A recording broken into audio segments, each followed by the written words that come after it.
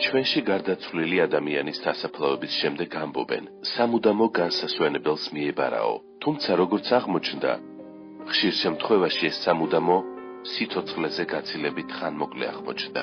ბათუმს ქალაქის სტატუსის შეძენიდან დღემდე ძირითადად ერთადერთი ფერიის სასაფლაო ემსახურება. გასული საუკუნის 80-იან წლებში სასაფლაო ოფიციალურად დაიხურა. ალტერნატივა კი დღემდე არ გამოჩნდა.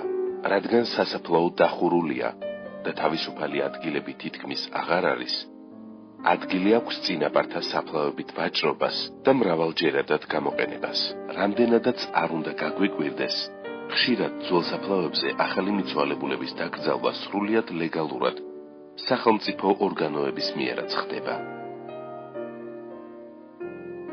ქართული ხასიათის მკაფიო გამოვლინებად შეიძლება ჩაითვალოს ბათუმის საკრებულოს აქციები საფლავებთან დაკავშირებით. რამდენიმე დღის წინ ბათუმში ვიზიტად იმყოფებოდა ინგლისის საელჩოს დელეგაცია. მათ პირველი მსოფლიო ომის შემდეგ ბათუმში დისლოცირებული ინგლისელი სამხედროების სასაფლაო მოინახულეს. იგი ფერიის სასაფლაოს მიმდებარედ აღმოაჩინეს და მისი კეთილმოწყობა ქალაქის თვითმმართველობა მიკისრა. ინგლისის საელჩოს სამხედრო ატაშემ თქვა, რომ თითოეული ჯარისკაცის ხსოვნა, რომელიც აქ განისვენებს, მნიშვნელოვანია ინგლისისთვის. დადგენილია გარდაცვლილი ჯარისკაცების ვინაობა და მათი ნათესავები აქ საფლავების მოსანახულებლად ხშირად ჩამოვლენ. პირველ და მეორე მსოფლიო ომებში გარდაცვლილ ჯარისკაცთა საფლავებს პატრონობენ 153 ქვეყანაში, ერთ-ერთი არის საქართველოც. გარდაცვლილ ჯარისკაცთა რაოდენობა არის 1,700,000. ჯარისკაცების საფლავები ორ ქალაქშია, ბათუმში და თბილისში. ბათუმში არ არის საფლავები იმ მდგომარეობაში, როგორიც უნდა იყოს. ჩვენი ვიზიტის მიზანია მოვინახულოთ საფლავები და დაიგეგმოს მემორიალების აღმართვა, ისეთი როგორებიც აქვს მთელ მსოფლიოში. მე 2 წლის განმავლობაში ინტენსიური მიმოწერა მქონდა ინგლისის საელჩოსთან. დავადგინე ამ სასაფლაოს ადგილი და გვარებიც მოვიპოვეთ. ეხლა გადავედი ახალ ფაზაში, როდესაც ჩამოვიდა ამ მემორიალის გენერალური დირექტორი და მოლაპარაკებები გვაქვს, როგორ უგდავყოთ მათ სახელი. ჩვენთვისაც საინტერესოა, იმიტომ რომ ესეც ჩვენი ისტორიის ნაწილი არის. მნიშვნელოვანია, რომ ვიმყოფებით ბათუმში და ვზრუნავთ ბრიტანელი ჯარისკაცების საფლავებზე. ჩვენ ამ ჯარისკაცების სახელები და გვარები უკვე მოვიძიეთ. ახლა საელჩოს დახმარებით ვცდილობთ დაუკავშირდეთ მათი ოჯახის წევრებს და ისინი ჩამოვიყვანოთ ბათუმში, რათა შეძლონ წინაპართა საფლავებს სათანადო პატივი მიაგონ. ჩვენთვის ყოველი ჯარისკაცი მნიშვნელოვანია და ყველაფერს გავაკეთებთ იმისთვის, რომ მათი სახელები უკვდავყოთ. გასულ წელს კი ბათუმს გერმანიის საელჩოს წარმომადგენლობა ეწვია, რომლებმაც მეორე მსოფლიო ომის შემდეგ დაღუპული სამხედრო ტყვეების საფლავები მოინახულეს. ჩემთვის ეს ახალი რემონტებული სასაფლაო, გერმანელი სამხედროების სასაფლაო ძალიან კარგი და განსაკუთრებული ნიშანი არის კარგი ურთიერთობისათვის გერმანიასა და საქართველოს შორის. და მე მინდა დიდი მადლობა გადაგიხადოთ დახმარებისათვის და მხარის დგომისათვის. დიდი მადლობა. ომს იწყებენ პოლიტიკოსები და შემდეგ იღუპებიან ჯარისკაცები. არ აქვს წარმომავლობას მნიშვნელობა, უბრალოდ ეს ადამიანები არიან დასაფლავებული ბათუმის ტერიტორიაზე. მიუხედავად იმისა, ძალიან ბევრი დრო გავიდა, ჩვენ მაინც პატივი უნდა მივაგოთ მათსონას. კარგია და ჰუმანური აქციაა, როცა ომში მოწინააღმდეგე მხარის დაღუპულ მეომრებს პატივს მიაგებ. რა ხდება ამ მხრივ საკუთარი ჯარისკაცების ხსოვნის უკვდავსაყოფად? აჭარის ომის, შრომისა და სამხედრო ძალების ვეტერანთა კავშირი ომგადახდილი წლების განმავლობაში იბრძვის ფერიის სასაფლაოზე მეორე მსოფლიო ომის დროს დაღუპული ქართველი და სხვა საბჭოთა მეომრების საფლავების დასაცავად. იმ დროს ყოფილა დაჭაობებული ადგილი და აქ ფერიის სასაფლაოზე დაკრძალვები არ ხდებოდა. და გამოიყო ეს ადგილი და მას ეწოდა სამხედრო სასაფლაო. აქ დაკრძალულია დაახლოებით 250-მდე დაჭრილი მეომარი. მათ შორის 33 გვარი არის ქართული გვარები.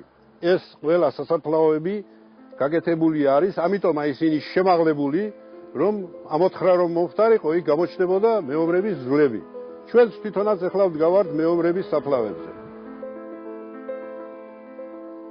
ამ ფოტოებზე კარგად ჩანს სასაფლაოზე განლაგებული მემორიალური დაფები, რომელთა რიცხვი 15 შეადგენდა. ამჟამად მათი რაოდენობა 2-მდე შემცირებულია. ბათუმის საკრებულოს თავმჯდომარე ირაკლი ჩავლეიშვილი აცხადებს, ფერიის სამხედრო სასაფლაოს ხელყოფა ნაციონალური მოძრაობის მმართველობის დროს მოხდა. ახლა ქალაქის თვითმმართველობა ცდილობს ჯარისკაცთა ხსოვნის უკდავსაყოფად მემორიალური დაფა აღმართოს. ბათუმში როგორც ასეთი პანთეონი არ იყო და უძახოდნენ პანთეონს და განსაკუთრებული ადგილი იყო, სადაც იყო დასაფლავებული მეორე მსოფლიო ომის დროს იმ ადამიანების სასაფლაოა, რომლებიც ჰოსპიტალში მკურნალობდნენ და ჭრილობების შედეგად გარდაიცვალა. მაშინაც შეცდომა არის დაშვებული, ახლა მოგეხსენებათ, საძმოს საფლავის ტიპი ქონდა, მე მახსოვს ღონისძიებებიც იმართებოდა ჩემს ახალგაზრდობაში და ტუმბები იყო, სადაც მხოლოდ გვარები ეწერა. რაღაც გამოკვეთილი საფლავები არ იყო ამასთან დაკავშირებით და იყო ერთი სტელა. და იქაც სივიწროვე იყო, უნდა გითხრათ. ეხლა რადგანაც გამოჩენილი ადამიანები ეთყობა თავის დროზე ადგილი იყო იქ და დაკრძალეს, შემდეგ პანთეონი უწოდეს იქ და უნდათ გამოჩენილი ადამიანების იქ დაკრძალვა. ამიტომ შეიქმნა ეს გამოუვალი სიტუაცია და ნაციონალური მოძრაობის მმართველობის დროს ხდება უკვე ამ სამხედრო სასაფლაოების შევიწროება.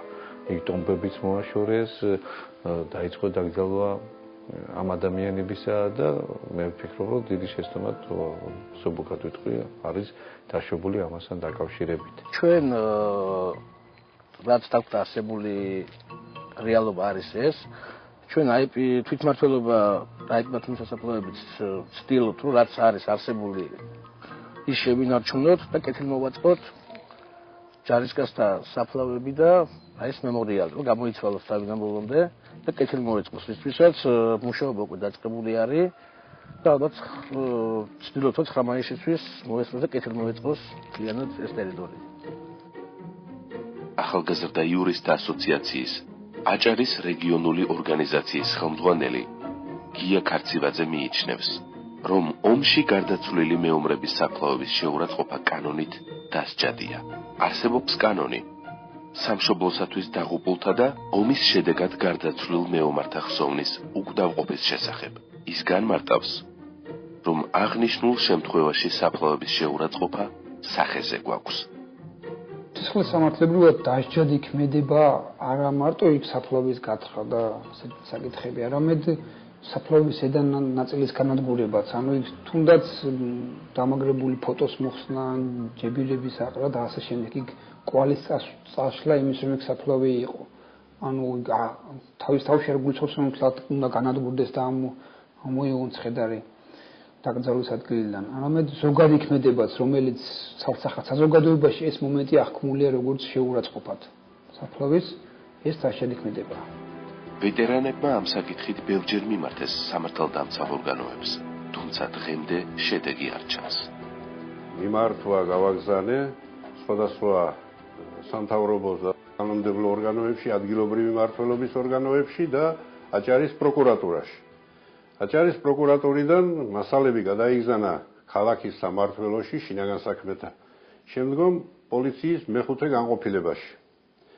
პოლიციის მეხუთე განყოფილებიდან 23 მარტს მივიღე პასუხი, რომ ესე იგი ამ ქმედებაში არ არის დანაშაულის ნიშნები. ამიტომ ვარი გვეთქვა სისხლის სამართლის საქმის აღძვრაზე. მე მაინც ვხედავ ამ მოქმედებაში, რადგანაც იქ არის მემორიალური კომპლექსი, რაც შედგება ობელისკისაგან და მემორიალური დაფებისაგან. რადგანაც მემორიალური დაფები აიყარა და ეს ნიშნავს მიწის ზედა ნაგებობების დაანგრევას და სისხლის სამართლის კოდექსის 258 მუხლი სწორედ ითვალისწინებს ამ დანაშაულს. ამიტომ მიმდინარე წლის 2 აპრილს კვლავ მიმართე პროკურატურას და წარუდგინე დამატებითი მასალები, ფოტომასალა. შპს თანადგომას ყოფილმა დირექტორმა ნოდარ ჯორბენაძემ სატელევიზიო კომენტარზე უარი გვითხრა და გვირჩია, რომ ამ თემის მომზადება შეგვეწყვიტა. მისი თქმით, ვეტერანთა გაერთიანების ხელმძღვანელი ფსიქიურად არაჯანსაღია და სამედიცინო შემოწმებას საჭიროებს. ჯორბენაძის განცხადებით, ობელისკი და ჯარისკაცთა საფლავები ხელშეუხებელია. მედიც ის საერთოდ არ არსებობს მოცემულ ტერიტორიაზე. ეკასი არა ნორმალური და წანებენ მაგასაკეთებს. ბიჭო, შენ გასინჯად მაგით ხო ნორმალური, შენ ვინ ეკითხება მაგას იქ ხალხი დაგზავნოს საერთოდ და იქ ხელყოფილი არაფერი არის, ობელისკი დგას არტერები ყველა და თავისუფალ ადგილას დაგზავნილია ადამიანების გამოჩენილი პიროვნებები. მაგაზე მთელი ამბები გეტყდება და მაგან დაწერა პროკურორატე, ყველგან გავეცით პასუხი, ყველა დამოუკიდებულია. ეგ არის ავტომატი კაცი. იქ არის 256 კაცის წარწერა, რომლის საფლავი არ არსებობს საერთოდ, სიმბოლური წარწერებია მაგ. საფლავი რო იყოს იქ არ ეყოფა მთლიანი ტერიტორია. ერთი საფლავი ხომ ეს დაარსებობდეს. მაგ თავის ისტორია აქვს ძველი, მაგას ადრე ვიღაცა მოიყვანიათ ურმით ერთი ორი მიცვალებულა სადაგზალეს უკვე არ იციან მაგის ეთყობა მაგის ზემოთ იყო წე იყო მაშინ ველაფარაკი ეხავს აქ იყო გაუვალი წეო და ორი სამი კაცი მოიყვანოსო ურმითო მაშინ მაგარას არ იყო და რო ვერ ნახეს სადაგზალესო იქ ობელისკი ძირში ააგესო იმის შემდეგ რომ დაიღუპა ქერჩი და რო აღარ ნახეს მიცვალებულებს ბეჭდ უკდავ საკופად რომელიც გოსპიტალში იყო აგრესული რომელიც კომისარიაში აგრესული იყო გააკეთეს წარწერები ამ ობელისკზე ეგ არის მეტი არაფერი თავისუფალ ადგილას იგზალებოდა ხალხი დაგზავნილია პავლუზე ხილაიშვილი პროფესორები ჯორბინაძის განცხადებით შიბლს თანადგომა არ წყვეტდა ეგრეთ წოდებულ პანთეონში რომელიმე მიცვალებულის დაკრძალვის საქმეს ეს ხდებოდა სამთავრობო კომისიის გადაწყვეტილებით შიბლს მხოლოდ ადგილზე მომსახურებას აწარმოებდა იგზალებოდა ხალხი წარმომადგენლობა მოყვებოდა ეგ და ჩვენ მარტო ჩვენგან მიყავდათ მესაფლავები მეტი არაფერი შეგება ქონდა ჩვენ ეს განკარგავთ მაგას და რა უფლებაა ჩავდივიყავთ მათ საფლავს და მათთვის გამოყოფილი მთავრობის და მთავრობასთან ოჯახის წევრების და მათთან დაახლოებული პირების საზოგადო მოღვაწეების მიზნად ნახეთკაცობა საფლავების შეურაცხყოფასა და მათი მეორადად გამოყენების თემაზე საუბრობენ ბათუმის ებრაელთა დიასპორაში დიასპორის ხელმძღვანელის თქმით ხდება სასაფლავების ხელოვნურად მონგრევა დანაგვიანება და კვალის წაშლა, რის შედეგადაც ხდება როგორც უპატრონო საფლავის ხელახლა რეალიზაციაში გაცემა. საზღვარგარეთიდან ჩამოსული ებრაელები ხშირად ვეღარ ნახულობენ თავიანთი ახლობლების საფლავებს. არის შემთხვევები, როცა მათი ახლობლების და წინაპრების საფლავებზე სხვებია დაკრძალული. К сожалению, на еврейском кладбище сейчас никаких следов насчет этой могилы, значит, не осталось. И кроме всего этого нужно еще отметить, что еврейское кладбище с давних пор подвергалось искусственному разрушению. Новое руководство больше внимания проявляет. Там сделали они забор, но старые разрушения, которые там были, они до сих пор там имеются. И нам бывает очень стыдно, когда приезжают родственники тех жителей города Батуми, которые уехали по разным причинам в Соединенные Штаты Америки, в Израиль, в Германию, в другие государства, и часто они не находят свои могилы, потому что они разрушены.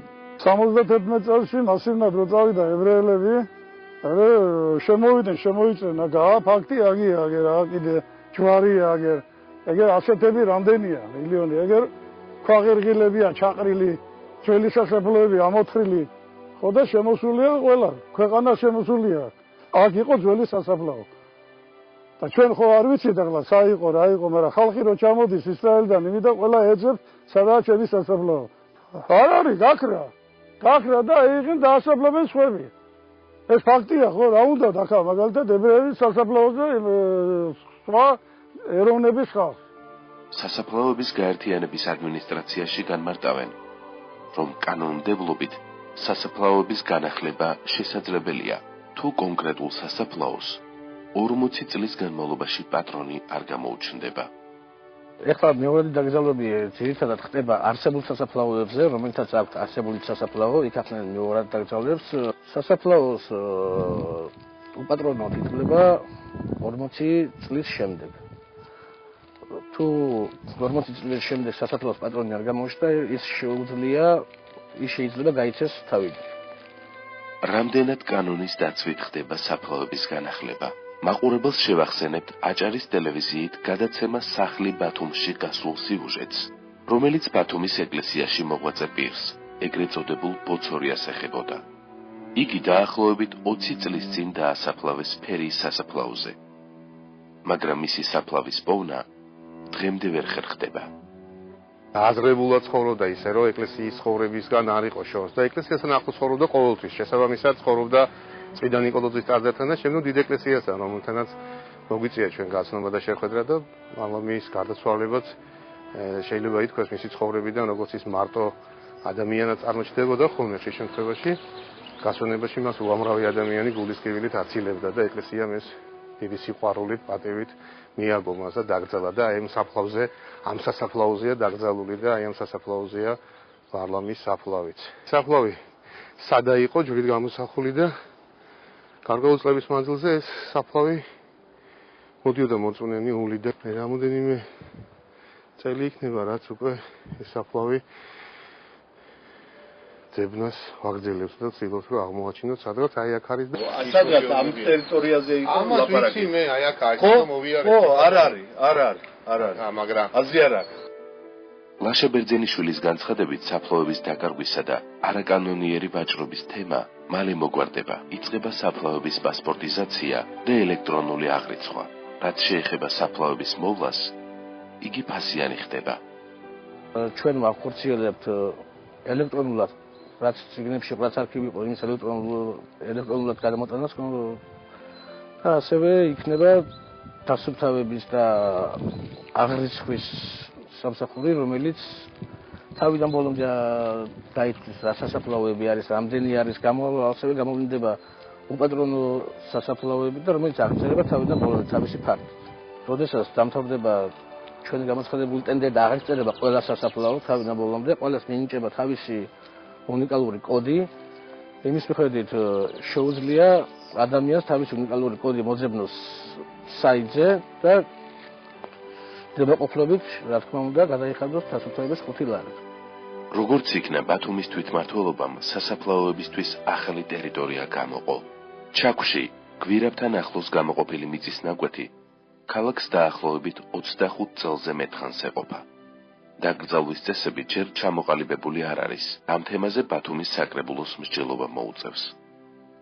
თავარი მიზანი ჩვენი იყო ახალი სასაფლაოს გამოძებნა ტერიტორიის ასეთი ქალაქის სიახლოვეს მოვძებნეთ მხოლოდ ჩაქვის ტერიტორია. ჩვენ უფრო შორს წავედი და ვიფიქრეთ რომ იქნება გავაკეთოთ ისე სტანდარტული ვთქვათ მოცემულობა იყოს ვთქვათ შედარებითი აფის საფლავი შედარებით ვთქვათ საშუალო და ზვირადღირებული აქ ტარიფები იქნება იმის მიხედვით იქნება სხვადასხვა ტარიფები ახლა ვისაც რა შესაძლებლობა იქნება იმ შესაძლებლობის ფარგლებში შეიძლება ამათ თუ იმ ვთქვათ მიწას რო შეიძლება საფლავის იქიდან გამომდინარე იქნება.